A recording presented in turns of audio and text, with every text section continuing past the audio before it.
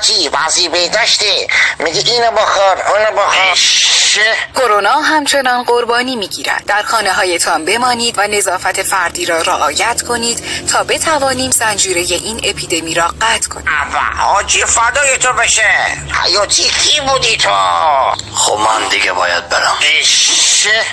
ندیدی همون چی میگفت؟ کرونا افتاده؟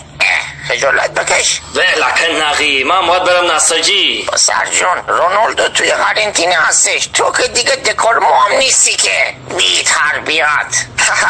گل گفتی گل. چطور تا صبح رفتی بیرون؟ اول اینکه من مجلسی بودم، استانبول حاجی بودم، رفتم مجلس. فقط این رئیس مجلس بود که گفت تعطیله.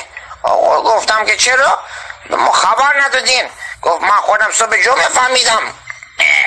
ای خدا حاجی جان. جان حاجی فدای تو بشه. با ماشین میرم بیرون آقا. سرجان شما ماشین رو بر میداری، دو قدم اونورتر یک نفر لوکشیدی میاد برای تو سرفه میکنه، تو لپی میافته تو ماشین. تو ماشین شما سقفی نداره که. بعد بر میگردی همونو تو لپی میدی به بابای مریضه.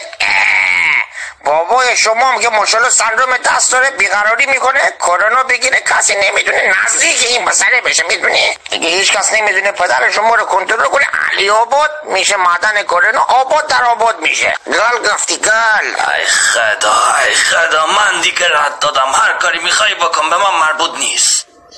یا مکه مکرمه یا مدینه منوره، مدینه بایته. ببو جون این صرافه ره بذار پایین. بشین خونه دایی جون، رو پاهای دراز کن. دوم تو قد داری، هر نیمت به کل مازندران میتونه ویروس ره بده. بشین خونه دستا رو با آب و صابون بشور، با جون مردم من بازی نکن.